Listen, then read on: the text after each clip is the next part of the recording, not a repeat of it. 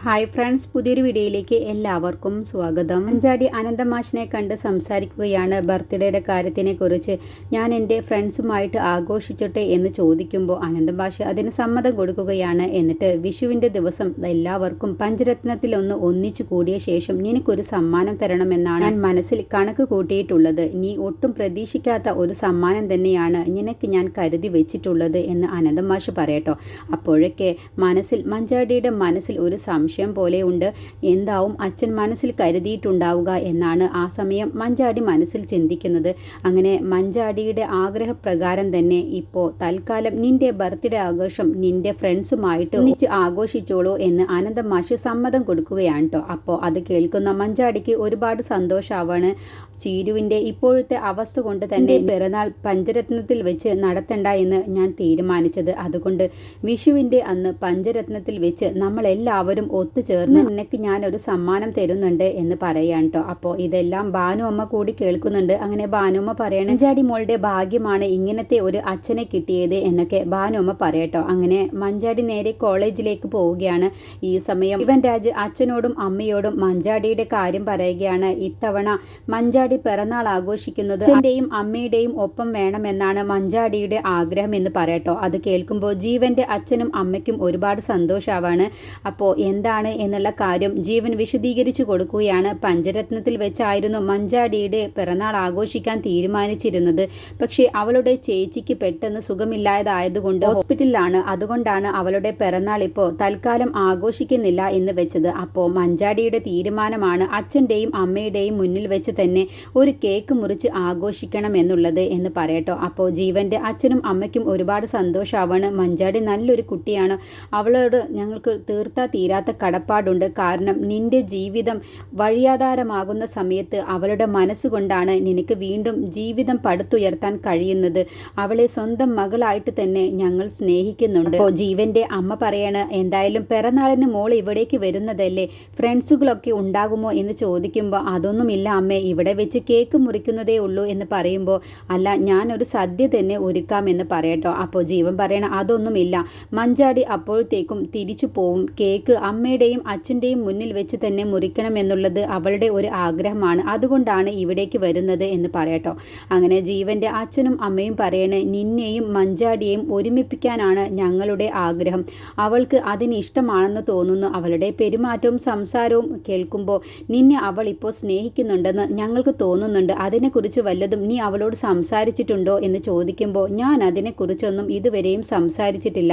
അമ്മയ്ക്കും അച്ഛനും അങ്ങനെ ആഗ്രഹമുണ്ടെങ്കിൽ അത് അവളോട് തന്നെ അമ്മയും അച്ഛനും നേരിട്ട് സംസാരിച്ചാൽ മതി എന്ന് പറഞ്ഞ് ജീവൻ പോവുകയാണ് കേട്ടോ. അങ്ങനെ ജീവന്റെ അച്ഛനും അമ്മയും പറയാണ്, മഞ്ചാടിക്കിപ്പോൾ ജീവനോടുള്ള സ്നേഹം അവളുടെ വീട്ടുകാർക്കും ഉണ്ടായാൽ മതിയായിരുന്നു എന്നൊക്കെ അവർ പരസ്പരം പറയുകയാണ്. പിന്നീട് സുശീല ഡോക്ടർ രാഹുലിനെ കാണാൻ വേണ്ടി ഹോസ്പിറ്റലിൽ എത്തിയിട്ടുണ്ടാവും. അങ്ങനെ രാഹുലിന്റെ ക്യാബിനിലേക്ക് കയറിയ ശേഷം രാഹുൽ പറയാണ് സിസ്റ്ററോട് എന്തിനാണ് ഇവരെ അകത്ത് കയറ്റി വിട്ടത് എന്ന് ചോദിക്കുമ്പോൾ സുശീല പറയാണ്, അതിന് ഡോക്ടറെ ഞാൻ വെറുതെ ഒന്നും കയറിയതല്ല, ഞാൻ OP ടിക്കറ്റ് എടുത്തിട്ടാണ് കയറിയത് എന്ന് പറയട്ടോ. അങ്ങനെ സിസ്റ്ററെ റൂമിൽ പറഞ്ഞയച്ച ശേഷം സുശീല രാഹുലിനോട് സംസാരിക്കുകയാണ്. രാഹുൽ ചോദിക്കുകയാണ്, എന്താ ആന്റിക്ക് വല്ല അസുഖവും ഉണ്ടോ എന്ന് ചോദിക്കുമ്പോൾ എനിക്ക് ഒരു അസുഖവുമില്ല, ഇപ്പോൾ അസുഖമുള്ളത് ഡോക്ടർക്കല്ലേ എന്ന് പറയട്ടോ.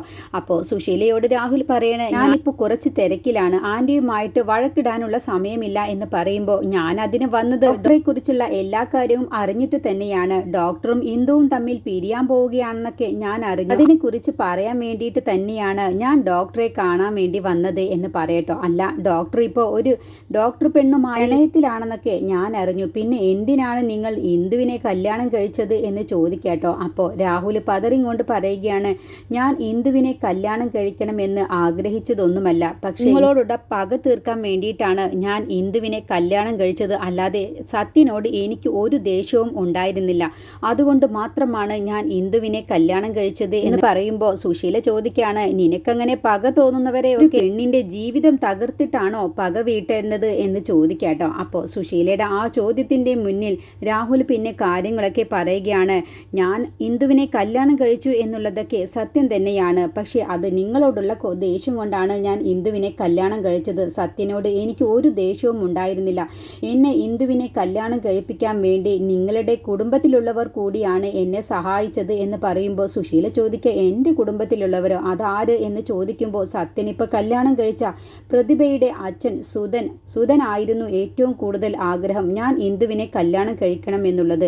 എന്നിട്ട് സത്യനെയും പ്രതിഭയെയും ഒന്നിപ്പിക്കണം എന്നായിരുന്നു സുധന്റെ ഏറ്റവും വലിയ ആഗ്രഹവും. അതിന് സഹായം നിന്നത് അറിയാവുന്നവർ തന്നെയാണ്. ഹർഷയുടെ ഭർത്താവ് രവിയാണ് അതിനുള്ള എല്ലാ സഹായവും എനിക്ക് ചെയ്തു തന്നത്. ഞാനിതൊക്കെ നിങ്ങളോട് പറയണമെന്ന് ആഗ്രഹിച്ചതല്ല, പക്ഷേ നിങ്ങൾ ഇവിടെ വന്ന് ഇത്രത്തോളം അധികം സംസാരിച്ചത് കൊണ്ടാണ് ഞാൻ ഇതൊക്കെ പറയുന്നത്. എനിക്ക് നിങ്ങളോട് ഇപ്പോൾ ഒരു പകയുമില്ല. എൻ്റെ ജീവിതത്തിൽ നിങ്ങൾ ഇനി ഇടപെടരുത്. ഞാനും ഇന്ദുവും തമ്മിൽ പിരിയാൻ പോവുകയാണ്. പിന്നെ നിങ്ങൾ എന്തിനാണ് ഇനി എന്നെ കാണാനൊക്കെ വരുന്നത് എന്ന് ചോദിക്കുമ്പോൾ എനിക്ക് നിന്നോടും ഒരു പകയുമില്ല, പക്ഷേ ഞാൻ അറിഞ്ഞ കാര്യങ്ങൾ ചോദിക്കാൻ വേണ്ടിയിട്ടാണ് അടുത്തേക്ക് വന്നത് എന്ന് പറയട്ടോ. അങ്ങനെ രവിയൊക്കെ കൂടിയിട്ടാണ്, സുധനും രവിയും കൂടിയിട്ടാണ് ഇങ്ങനെ ഒരു കാര്യം ചെയ്തത് എന്നുള്ള സത്യം സുശീല അറിഞ്ഞതോടുകൂടി സുശീല ഇനി അടുത്തത് പ്രതിഭയോട് പക വീട്ടാൻ തന്നെയാണ് സുശീലയുടെ മനസ്സിലിരിപ്പുണ്ടാവുക. അങ്ങനെ രാഹുൽ സുശീലയോട് പറയണേ, രവികുമാറിന്റെ ഒരേ ഒരു ലക്ഷ്യം നിങ്ങളെ മുഴുവനായും തകർക്കുക എന്നുള്ളതായിരുന്നു. അതുകൊണ്ടാണ് ഈ ഒരു കല്യാണത്തിന് പ്രാധാന്യം കൊടുത്തത് തന്നെ. രാഹുലിന്റെ അടുത്ത് നിന്നും സത്യങ്ങളെല്ലാം മനസ്സിലാക്കിയ സുശീല ഇനി അടുത്ത ഒരു തീരുമാനം മനസ്സിൽ ഉറപ്പിച്ചിട്ടുണ്ടാവും. അങ്ങനെ രാഹുലിന്റെ അടുത്ത് നിന്ന് പോകുന്ന സമയത്ത് രാഹുലിനോട് പറയണേ, ഇനി നിനക്ക് ഉപകാരമുള്ള കാര്യവുമായിട്ടാവും ഞാൻ നിന്നെ കാണാൻ വേണ്ടി വരിക. ആ സമയത്ത് നീ ഇനി എന്നെ കൊണ്ട് OP ടിക്കറ്റ് ഒന്നും എടുപ്പിക്കരുത് എന്ന് പറയുമ്പോൾ ആൻറ്റിക്ക് എപ്പോൾ വേണമെങ്കിലും എന്നെ കാണാൻ വേണ്ടി വരാം, എനിക്ക് അതിൽ ഒരു കുഴപ്പവുമില്ല എന്ന് പറയണേ. സത്യമെല്ലാം മനസ്സിലാക്കിയ സുശീല നേരെ വീട്ടിലേക്ക് പോവുകയാണ്. പിന്നീട് അമ്പിളിയും രഘുവും ദാസാറിനെ കാണാൻ വേണ്ടി ദാസാറിന്റെ വീട്ടിലെത്തിയിട്ടുണ്ടാവും. എന്നിട്ട് എല്ലാ കാര്യങ്ങളും രഘു പറഞ്ഞു കൊടുക്കുകയാണ്. അമ്പിളി ഇപ്പോൾ രണ്ടും കൽപ്പിച്ചിട്ട് തന്നെയാണ്. അമ്പിളി ചിലതൊക്കെ മനസ്സിൽ തീരുമാനിച്ചിട്ടുണ്ട്. അമ്മാവന്റെ അടുത്ത് നിന്നും ഷെയർ ചോദിക്കണമെന്നാണ് അമ്പിളിയുടെ തീരുമാനം എന്ന് പറയട്ടോ. അപ്പോൾ ദാസാർ പറയണേ, എന്തായാലും നിങ്ങളിപ്പോൾ അതൊന്നും സംസാരിക്കേണ്ട. ചീരുവിന്റെ അവസ്ഥ അറിഞ്ഞതുകൊണ്ട് അണ്ണൻ നല്ല വിഷമത്തിലാണ്. ഞാൻ തന്നെ അണ്ണനുമായിട്ടൊന്ന് സംസാരിക്കട്ടെ, അതുവരെ നിങ്ങൾ ഇതിനെക്കുറിച്ചൊന്നും സംസാരിക്കേണ്ട എന്ന് പറയട്ടോ. അപ്പോൾ അമ്പിളി പറയണേ, എനിക്ക് എന്തായാലും ഇതിനൊരു തീരുമാനം അറിഞ്ഞേ മതിയാവും. കുറേയായി ഞങ്ങൾ പഞ്ചരത്നത്തിൽ അഭയാർത്ഥികളെ പോലെ ജീവിക്കുന്നു. ഇനി അത് പറ്റില്ല. ഞങ്ങൾക്കും വേണം ഒരു ജീവിതം. അതിനുള്ള കാര്യങ്ങൾ ഇനി അച്ഛൻ ഞങ്ങൾക്ക് ചെയ്തു തന്നേ മതിയാവൂ എന്ന് പറയട്ടോ. അങ്ങനെ അമ്പിളിയോട് പറയണേ, നീ ഇങ്ങനെ ദേഷ്യപ്പെടല്ലേ അമ്പിളി, ഞാനൊന്ന് അണ്ണനുമായി സംസാരിക്കട്ടെ, അതുവരെ നിങ്ങളൊന്ന് അടങ്ങ് എന്ന് പറയട്ടോ. അങ്ങനെ അതിനെക്കുറിച്ച് സംസാരിക്കുമ്പോഴാണ് അവിടേക്ക് വിനയം വരുന്നത്. അങ്ങനെ വിനയൻ ഒട്ടും പ്രതീക്ഷിക്കാതെ അമ്പിളിയെയും രഘുവിനെയും അവിടെ കാണുമ്പോൾ, നിങ്ങളെ ഒട്ടും പ്രതീക്ഷിച്ചില്ലല്ലോ, എവിടെ കുഞ്ഞുങ്ങൾ എവിടെ എന്നൊക്കെ ചോദിക്കുമ്പോൾ, ഇല്ല ഞങ്ങൾ കുഞ്ഞുങ്ങളെ കൊണ്ടുവന്നിട്ടില്ല, പഞ്ചരത്നത്തിലാണ്, സരോജിനി ആൻറ്റിയാണ് നോക്കുന്നത്, ഞങ്ങൾ ഉടനെ തന്നെ അവിടേക്ക് തിരിച്ചു പോവും എന്നൊക്കെ പറയട്ടോ. അപ്പോൾ വിനയൻ ദാസാറിനോട് നല്ല സന്തോഷത്തിൽ പറയാണ്, ചീരുവിനെ ഇന്ന് ഡിസ്ചാർജ് ചെയ്യും, അച്ഛനും അനുപമയും കൂടി വീട്ടിലേക്ക് ചീരുവിനെ കൊണ്ടുവരാം എന്നാണ് പറഞ്ഞിട്ടുള്ളത് എന്നൊക്കെ പറയട്ടോ. പിന്നെ അച്ഛനാണെങ്കിലോ ഹോസ്പിറ്റലിലെ എല്ലാ ബില്ലും അടച്ചിട്ടുണ്ട്, 27,000 രൂപയായിരുന്നു, അതെല്ലാം അച്ഛൻ അടച്ചത് എന്നങ്ങ് പറഞ്ഞതോടുകൂടി അമ്പിളിക്ക് വീണ്ടും ദേഷ്യം വരികയാണ് കേട്ടോ. അപ്പോൾ അമ്പിളി പറയണേ, കണ്ടില്ലേ അച്ഛൻ എല്ലാവരുടെയും കാര്യങ്ങൾ കണ്ടറിഞ്ഞ് ചെയ്തു കൊടുക്കുന്നുണ്ട്, പക്ഷേ നമ്മുടെ കാര്യത്തിൽ മാത്രം അച്ഛന് ഒരു ശുഷ്കാന്തിയുമില്ല. ഇന്നലെ തന്നെ പഞ്ചരത്നത്തിലെ വീട് കേടായതുകൊണ്ട് അതിലെ വാതിലിനൊക്കെ നേരെ കാശേരിമാർക്ക് കൂലി കൊടുക്കാൻ രഘുവേട്ടൻ്റെ കയ്യിൽ തന്നത് വെറും 3,000 രൂപ. കണ്ടില്ലേ ഇപ്പോൾ കണ്ടില്ലേ അച്ഛൻ കാണിക്കുന്നത് എന്നൊക്കെ പറയുമ്പോൾ ദാസാർ പറയുന്നത്, നീ ഒന്ന് അടങ്ങ് അമ്പിളി, ഇതും ഹോസ്പിറ്റലും കൂടി കൂട്ടിക്കുഴക്കല്ലേ, നിങ്ങൾ എന്താ ഇങ്ങനെയൊക്കെ സംസാരിക്കുന്നത് എന്നൊക്കെ പറഞ്ഞ് അമ്പിളി ദാസാർ ആശ്വസിപ്പിക്കുകയാണ് കേട്ടോ. അപ്പോൾ അമ്പിളി അതൊന്നും കേൾക്കുമ്പോൾ ദേഷ്യത്തോടു കൂടി രഘുവിനെ നോക്കുമ്പോൾ, വിനയനൊന്നും മനസ്സിലാവാതെ, എന്താണ് നിങ്ങൾ പറയുന്നത്, എനിക്കൊന്നും മനസ്സിലാകുന്നില്ലല്ലോ, ഹോസ്പിറ്റലിൽ 27,000 രൂപ കൊടുത്തത് പ്രശ്നമായോ, എങ്കിൽ ഞാൻ തന്നെ ആ പൈസ അച്ഛന് തിരിച്ചു കൊടുത്തോളാം എന്ന് പറയുമ്പോൾ ദാസാർ പറയുന്നത്, അതിൻ്റെ ഒന്നും ആവശ്യമില്ല, അതും ഇതും കൂടി കൂട്ടിക്കുഴക്കണ്ട, അത് വേറെ വിഷയമാണ് വിനയ, എന്തായാലും വിനയൻ ഇപ്പോൾ വീട്ടിലേക്ക് പോയിക്കോളൂ, ചീരു അവിടെ എത്തുമ്പോഴത്തേക്കും വിനയൻ അവിടെ ഉണ്ടാവണം എന്ന് ദാസാർ പറയട്ടോ. അപ്പോൾ വിനയൻ പറയണേ, എനിക്കും അവിടെ പോയി കുറച്ച് കാര്യങ്ങളൊക്കെ ചെയ്യാനുണ്ട്, എന്നാൽ ശരി എന്ന് പറയാൻ പോവാൻ കേട്ടോ. അപ്പോൾ അമ്പിളി ഇക്കാര്യം കൂടി അറിഞ്ഞതോടുകൂടി അമ്പിളിക്ക് ഒന്നുകൂടി ദേഷ്യം വരികയാണ്. അങ്ങനെ അമ്പിളി ദേഷ്യപ്പെട്ട് ദാസാറിനെയും രഘുവിനെയും നോക്കിയ ശേഷം അമ്പിളി നേരെ റൂമിലേക്ക് പോവുകയാണ്. അപ്പോൾ ദാസാർ രഘുവിനോട് പറയണേ, എന്തായാലും ഞാൻ ഇന്ന് തന്നെ അണ്ണനെ പോയി കാണുന്നുണ്ട്, എന്നിട്ട് ഇതിനെക്കുറിച്ചൊക്കെ സംസാരിക്കാം, അല്ലാതെ ഇപ്പോൾ അമ്പിളി പറയുന്നത് പോലെ ഷെയറിനെ കുറിച്ചൊക്കെ സംസാരിക്കുമ്പോൾ അത് അണ്ണന് വല്ലാത്ത ഒരു വിഷമമാവും എന്നൊക്കെ ദാസാർ പറയട്ടോ. പിന്നീട് ശബരിയുടെ കമ്പനിയിലേക്ക് ജോലിക്ക് വേണ്ടി ദയയും അനിതയും കൂടി എത്തിയിട്ടുണ്ടാവും. അങ്ങനെ ശബരി ടെൻഷനോട് കൂടി ആലോചിച്ചിരിക്കുമ്പോൾ ദയ അവിടേക്ക് ചെല്ലുകയാണ്. എന്താണ് ശബരിയേട്ട ഇങ്ങനെ ടെൻഷൻ അടിച്ചിരിക്കുന്നത് എന്ന് ചോദിക്കുമ്പോൾ, നമ്മുടെ കമ്പനിയിൽ വിഷു ആവുന്നതിൻ്റെ മുന്നേ തന്നെ കുറച്ച് വെക്കേണ്ടതുണ്ട്, അതിന് കുറച്ച് പൈസയുടെ കമ്മിയുണ്ട് എന്ന് പറയുമ്പോൾ ദയക്ക് കാര്യം മനസ്സിലാവും. മനസ്സിലാവാണ്. അങ്ങനെ ദയ പറയാണ്, ഇപ്പോൾ ഇവിടെ പൈസയുടെ കുറവ് വന്നത് ഞാൻ കാരണമല്ലേ ശബരിയേട്ട, അന്ന് 20 ലക്ഷം രൂപ ആ നിധിന് കൊടുത്തത് കൊണ്ടല്ലേ എന്ന് പറയട്ടോ. അപ്പോൾ അത് തന്നെയാണെന്ന് ശബരി പറയുമ്പോൾ, ഞാനൊന്ന് പറയുന്നത് കേൾക്ക് ശബരിയേട്ട, നമുക്ക് ആ ഇൻഷുറൻസ് തുക വീണ്ടെടുക്കാം. കാരണം എന്തിനാണ് ആ തുക വേണ്ടാന്ന് വെക്കണം? എന്തായാലും ആ തുക എൻ്റെ അക്കൗണ്ടിലേക്ക് വന്നാൽ നിധിന് കൊടുക്കാനിരിക്കുകയായിരുന്നല്ലോ, പിന്നെ എന്തിനാണ് ശബരിയേട്ടൻ അത് വേണ്ടാന്ന് വെക്കണം?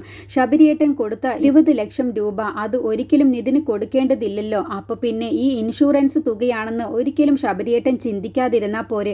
ആ പൈസ നമുക്ക് എടുക്കാം, എന്നിട്ട് കമ്പനി ഉഷാറായിട്ട് തന്നെ നടത്തിക്കൊണ്ടു പോവാം. അല്ലാതെ ഒരിക്കലും ശബരിയേട്ടൻ വീണു പോവരുത് എന്ന് പറയട്ടെ. അപ്പോഴത്തേക്കും അനിത അവിടെ എത്തിയിട്ടുണ്ടാവും. അപ്പോൾ അനിതയും ഇത് കേട്ടപ്പോൾ, ശരിയാണ് ദയ പറയുന്നത്, എന്തിനാണ് ശബരി വെറുതെ 20 ലക്ഷം രൂപ കളയുന്നത്? ശബരി നിധിന് ഒരിക്കലും ആ 20 ലക്ഷം രൂപ കൊടുക്കേണ്ടതില്ല. ഇൻഷുറൻസ് തുകയല്ലേ അവന് കൊടുക്കേണ്ടതുള്ളൂ.